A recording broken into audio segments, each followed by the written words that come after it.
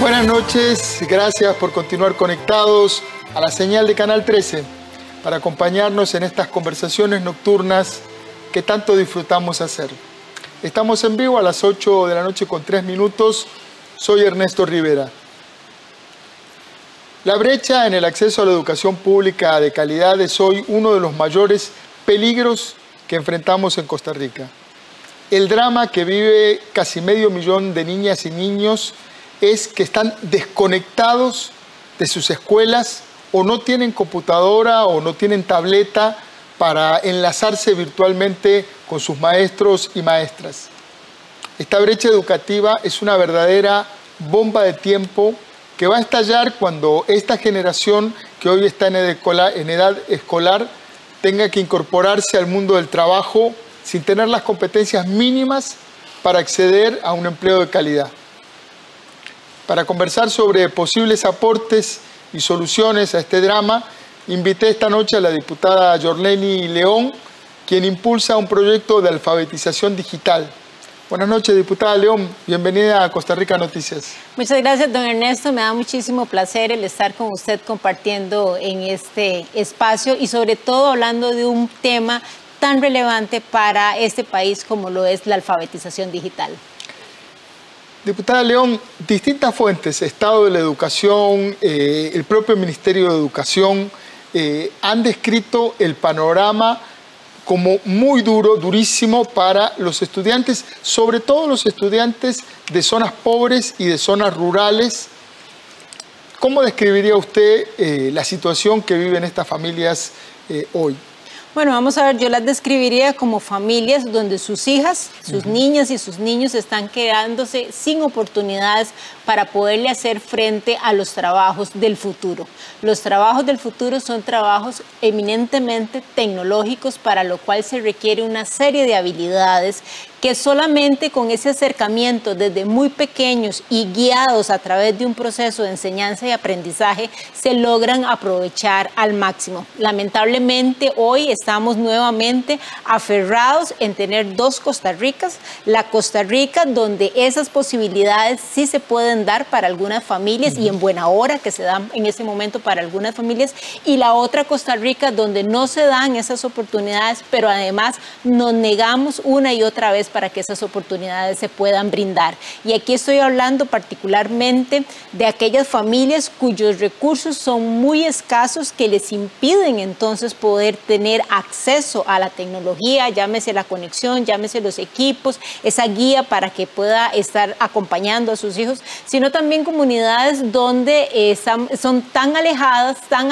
de los centros urbanos y demás, donde ni siquiera hay señal para poderse conectar. Por eso la importancia de este proyecto de ley que lleva más de un año de estarse gestionando en la Asamblea Legislativa, el proyecto de alfabetización digital. ¿En qué consiste el proyecto de alfabetización digital y sobre todo qué hará diferente de lo que se hace hoy? ¿Qué propone de distinto de lo que ya hacemos? Bueno, el proyecto de alfabetización tiene 5 componentes que me parecen fundamentales. Uno es que viene a cambiar la forma en la que se enseña y se aprende en los centros educativos y en nuestros hogares. Es decir, esa propuesta no está relacionada ni con dar computadoras ni con llevar internet.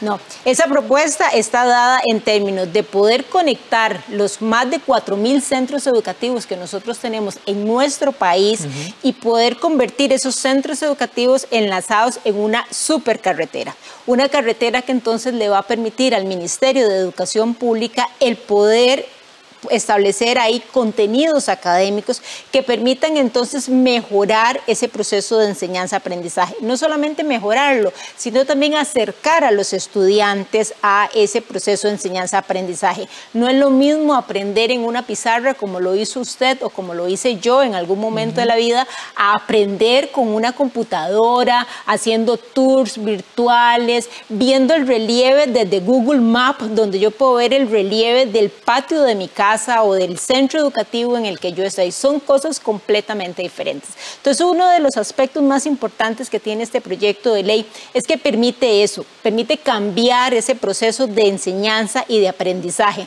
pasar de una pizarra a una pantalla. Creo que así como hace muchos años en este país, personas visionarias dijeron que en Costa Rica teníamos que aprender a leer y escribir, y eso nos ha permitido todavía hoy sostenernos en el tiempo, en esa gran apuesta que se hizo.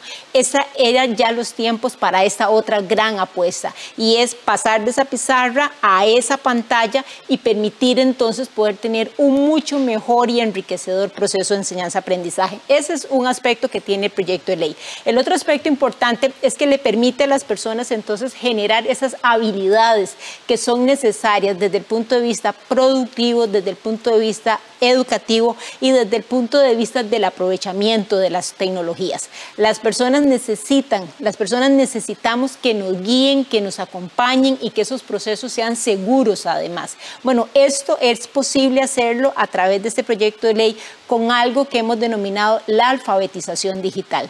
La alfabetización digital es cómo enseñarle a las personas a hacer un mejor uso de las tecnologías y con ese mejor uso aprovecharlo desde todas esas variables, desde lo productivo, desde lo académico, desde lo personal y desde nosotros como una sociedad, como un todo que somos. Otro tercer elemento que tiene este proyecto de ley es que permite entonces, al tener una conectividad de todo ese proceso de enseñanza y aprendizaje, se generan datos, don Ernesto, datos que son importantísimos para poder generar política pública y dejar entonces esa costumbre que tenemos de muertes administrativas, ¿verdad? Cada 4 años sale un ministro y entra uno nuevo y entierra la mayoría, por no decir todo lo que había en ese ministerio, y llega a establecer cosas nuevas. Con esta generación de datos que se podría estar dando de manera diaria, ¿verdad? ¿Quién se conecta? ¿Cuánto se conecta? ¿Qué contenidos están los estudiantes prestándole más atención? ¿Cuáles no? ¿Cómo mejoran los rendimientos académicos? Etcétera, lo que ya hacen... Lo que ya hacen muchísimos países en el mundo. Países, ¿verdad? Pero además esa misma recolección de datos la hacen las redes sociales. Así es. Facebook. Así es. Están mirando qué contenidos vemos, cuánto tiempo estamos en un lugar, qué nos llama la atención, si un titular más largo, si un titular más corto. Bueno, eso que se usa para el comercio. Queríamos usarlo para construir política pública, entonces, en este caso. Y dejar, entonces, ya en esas adivinanzas de por dónde debería ir la educación, sino que más bien a partir de datos empezar a ver, bueno, nuestra ruta debería ir por este lado o debería de ir por el otro lado. Ese me parece que es uno de los elementos más importantes que tiene este proyecto de ley. Y finalmente hay 2 más, que no significa que sean menor, pero uno tiene que ver con el establecer mecanismos para empezar a hacer inversiones inteligentes. Fíjense que nosotros con el Fondo Nacional de Telecomunicaciones al 2019 como país habíamos invertido $350 millones. Es un montón de dinero. Digital. 350 millones de dólares. Eso es una cantidad de dinero importante.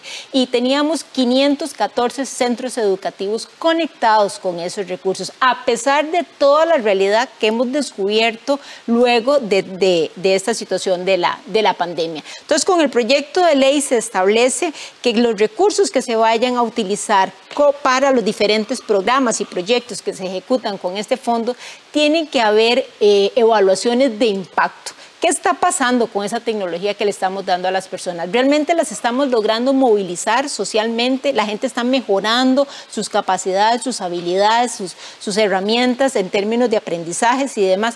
Es parte de los componentes importantes y además me parece que es hacia dónde debería ya de ir este país con todos los recursos públicos que tiene disponibles este proyecto. Entonces, en realidad es un proyecto que sin duda viene a responder una gran cantidad de vacíos que nosotros tenemos y de necesidades urgentísimas de poder atender en nuestro país. Diputada, suena fantástico. Suena fantástico. Pero.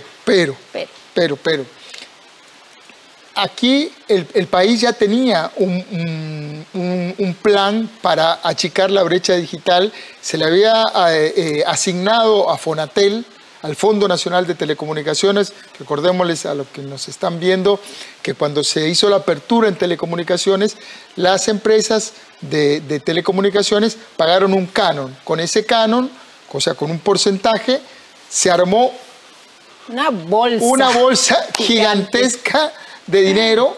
Sí. Y ese montón de dinero está parqueado en el Banco Nacional y no se utiliza, por lo menos no tiene los efectos. ¿Qué pasó con eso? ¿Por qué no hemos podido aprovechar? ¿Por qué teniendo los recursos no los hemos podido utilizar hasta ahora? Sí. Pues esas son de las cosas que uno no entiende en este país, porque efectivamente, como usted lo acaba de mencionar, 13 años de tener un fondo donde ya uno podría suponer que ya muchísimos de los desafíos de este país desde el punto de vista de las tecnologías para las personas más vulnerables y más alejadas de los centros urbanos de este país deberían de estar resueltos, y no es así. Lo que hemos podido ver a lo largo del estudio que hemos realizado con este expediente, una vez que lo pusimos en la corriente legislativa, es que cada vez que en este país se han intentado hacer cosas con ese fondo, más allá del modelo que existe, que es el mismo modelo de cuando se planteó la ley, siempre han habido personas opositoras a esas, el menor cambio que se le quiera hacer al fondo, siempre lo que hemos visto es un denominador común, que salen los operadores y sale la misma SUTEL y Fonatel a plantearse en contra de cualquier cambio, de cualquier mejora que pueda tener ese fondo. Eso es exactamente lo que está sucediendo en este momento con este proyecto de ley, que viene entonces a replantear la forma en la que se están utilizando los recursos para buscar darle respuesta a esas necesidades tan urgentes que tiene 1.200.000 de niñas y niños que están en centros educativos públicos a lo largo y ancho de todo nuestro país. A ver, si le entiendo bien, bueno, ya con esos 5 componentes, pero el planteo es sacarle la plata a Fonatel. Señor Fonatel, muchas gracias. Ya no administra usted la plata. ¿Quién administraría la plata? Vamos a ver, el proyecto lo que está diciendo... Y le explico por qué. Sí. Porque el MEP tampoco lo ha hecho tan bien. Sí. El MEP también se le han asignado enormes sumas, por ejemplo, para infraestructura educativa, y tenemos unas escuelas en la ruina, muchísimas con orden sanitaria de cierre. Entonces, el tema es, ¿a quién le damos semejante cantidad de dinero para que realmente administre y lo haga bien? Sí, vamos a ver, el proyecto no le quita la chequera a Fonatel. Ajá. La chequera siempre sigue estando en manos de Fonatel y de SUTEL, ¿verdad? Eso es importantísimo dejarlo claro. ¿Qué es lo que estamos diciendo? Es que esa conexión de 4.000 y restos centros educativos que hay en el país, ya hay una parte que el MEP la viene asumiendo, que es lo que hemos escuchado hablar en estos días como la famosa red del Bicentenario. Mi siguiente pregunta. 2.139 centros educativos. Entonces, ¿qué es lo que estábamos diciendo? ¿Qué es lo que ve esta legisladora? Bueno, ¿por qué vamos a conectar eso si tenemos 4.000, verdad? Entonces, cuando hago el cuestionamiento, el Ministerio de Educación Pública me dice, bueno, diputada, muy sencillo, porque los recursos no nos alcanzan para poder cubrir la totalidad de centros educativos. Entonces, si tenemos una necesidad, si hay un faltante y ahí hay una bolsa de recursos disponibles, que además es para eso, para reducir la brecha digital, para atender a las personas vulnerables, para atender personas alejadas y demás, ¿por qué no poder utilizar esos recursos? Entonces el proyecto lo que hace es que le permite al Ministerio de Educación Pública poder costear la inversión requerida para esos 2.300 centros educativos que están haciendo falta con recursos de Fonatel, dejando siempre la chequera del lado de Fonatel. Entonces, ¿Y cómo hacen para que eso sea operativo? Porque uno de los problemas de Fonatel es que demora toda la vida, siglos para que cada proyecto se aterrice. Sí. Entonces, la pregunta es, ¿cómo? ¿Fonatel sigue teniendo la chequera? El MEP tiene la necesidad, más que el MEP, las comunidades tienen la necesidad. A través de un mandato que se establece en el proyecto y de un mecanismo, entonces estábamos diciendo que en el corto plazo, a partir de una cantidad de días, me parece que eran 15 días, el SUTEL debía de cancelarle las facturas a el proveedor que haya ganado una licitación en el Ministerio de Educación Pública. De esa manera nos podíamos asegurar efectivamente eficiencia y eficacia. Es decir, le pone plazos. Le pusimos un plazo, ¿verdad? Y además el mecanismo, cómo es que esas facturas se van a ir cancelando a partir de lo que es el proyecto como un todo. Esa era la versión 2 del proyecto. En la versión 1, efectivamente, trasladábamos los recursos de SUTEL, de Fonatel, al Ministerio de Educación Pública. Después de escuchar muchísimas observaciones, entonces decidimos que no, que la chequera se quedaba porque generaba dudas de si era lo mejor para el Ministerio y para el proyecto como tal. Y presentamos una última versión hace como 8 días aproximadamente, donde el Ministerio de Educación Pública deja de ser, en este caso, una unidad ejecutora, que era lo que pretendíamos, ¿verdad? Y se convierte en un beneficiario más. ¿Y la unidad ejecutora queda en el Banco Nacional? No, la unidad ejecutora pasaría a ser el Ministerio de Educación Pública, no el Banco Nacional, porque lo que hemos visto es que hoy el recorrido que hacen los proyectos en SUTEL y Fonatel es exactamente como usted lo describió, duran todo lo que ahí quiera que se quiera durar. Duran muchísimo, y además hay un montón de consultores asesorando al Fonatel, un montón de consultores asesorando a la unidad ejecutora en el Banco Nacional, y la gente con un celular de 20.000 colones tratando de ver cómo el niño se enlaza con el colegio. Hay una solicitud que llega a SUTEL, por ejemplo, SUTEL toma un acuerdo, se lo traslada a Fonatel, Fonatel al Banco Nacional, que es el fiduciario, el Banco Nacional a la unidad ejecutora, la unidad ejecutora a los operadores, y aquello vuelve, ¿verdad? Y va y viene, ¿verdad? Entonces, eso es lo que hace que esos periodos sean tan largos, y por eso es que han pasado 13 años y nosotros tenemos prácticamente este país al descubierto en términos de una disminución acertada sobre brecha digital. Entonces, con el proyecto de ley, con la última versión que nosotros planteamos hace 8 días, como le decía hace unos minutos, lo que estamos haciendo es convirtiendo al Ministerio de Educación Pública ya no en una unidad ejecutora, sino en un beneficiario, que se tiene que meter en ese tren, ¿verdad? En ese tren que tiene que esperar lo que tenga que esperar para mientras SUTEL y Fonatel toman las decisiones y deciden y más. ¿Por qué hicimos esto? Bueno, porque lo que pudimos notar a nivel de la Asamblea Legislativa es que había una gran desconfianza de parte de muchas señoras y señores diputados en términos de si el MEP tenía o no la capacidad para asumir un proyecto con estas características. Ahora, recientemente la Contraloría mandó a frenar la relación que tiene el MEP con la Fundación Omar Dengo para construir la red educativa del Bicentenario. El MEP acaba de apelar la orden de la Contraloría. ¿Cuál es su opinión sobre esa disputa? Porque también tiene que ver con el complemento de esto que está buscando alfabetización digital. Yo lo que le puedo decir es que, bueno, yo obviamente como legisladora respeto las opiniones que emite la Contraloría General de la República. No todo el tiempo comparto esas opiniones, pero que sí que las respeto. Sin embargo, haciendo un análisis, don Ernesto, de las respuestas que nosotros recibimos por parte de la Contraloría cuando se le consultó sobre el proyecto de alfabetización digital y el documento que le envía la Contraloría al Ministerio de Educación Pública con respecto a este proyecto, que ellos son los que lo están desarrollando, el Ministerio, lo que vemos es una contradicción.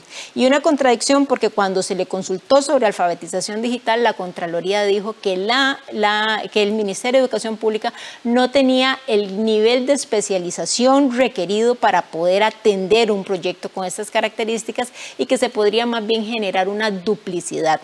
Ahora, en este caso particular, para esa porción que está llevando a cabo el Ministerio de Educación Pública, esos 2.139 centros educativos, le dice más bien que asuma, porque tiene las capacidades para poder hacerlo. Entonces hay ¿verdad?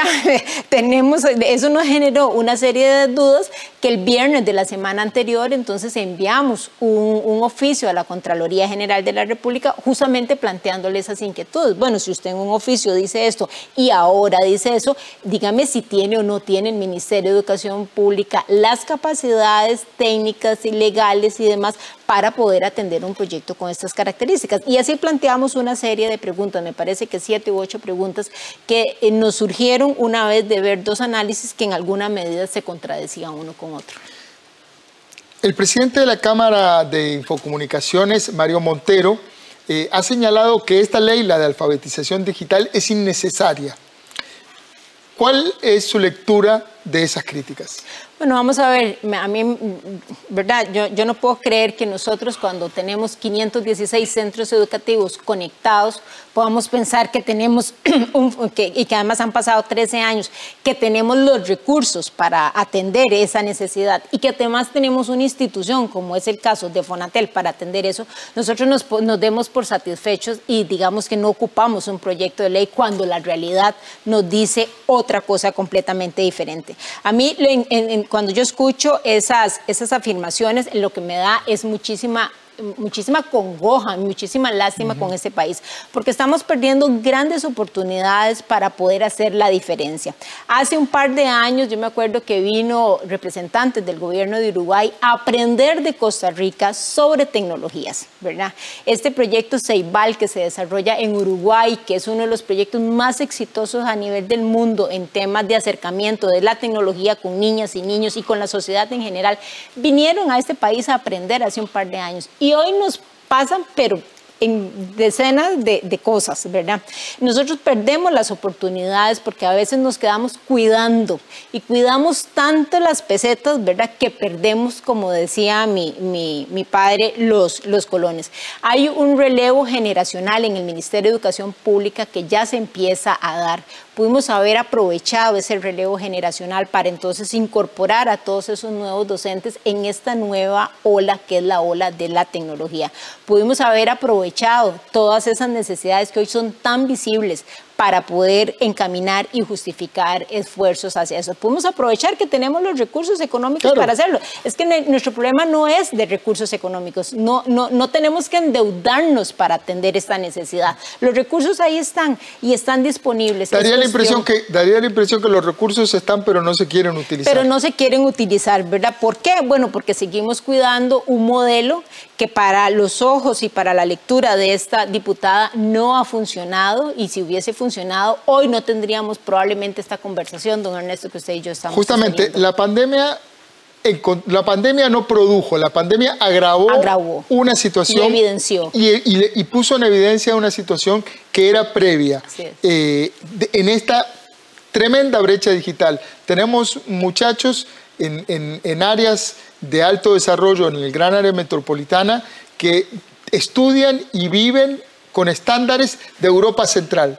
Y tenemos muchachos y muchachas en zonas rurales, en zonas desfavorecidas socialmente, que tienen que estudiar con estándares de África subsahariana. Así es. Así es. Sí. Lamentablemente, y en especial, muy lamentable, cuando tenemos los recursos disponibles para hacerlo, tenemos los conocimientos como país para hacerlo, tenemos la tecnología distribuida para poder hacer tomar este tipo de decisiones y de una vez por todas dar ese salto que ya por muchísimos países nos han avanzado. Diputada, si el proyecto se aprobara, ¿cuánto calculan ustedes que demoraríamos en ver este plan de alfabetización con resultados concretos? Porque la gente 4 años.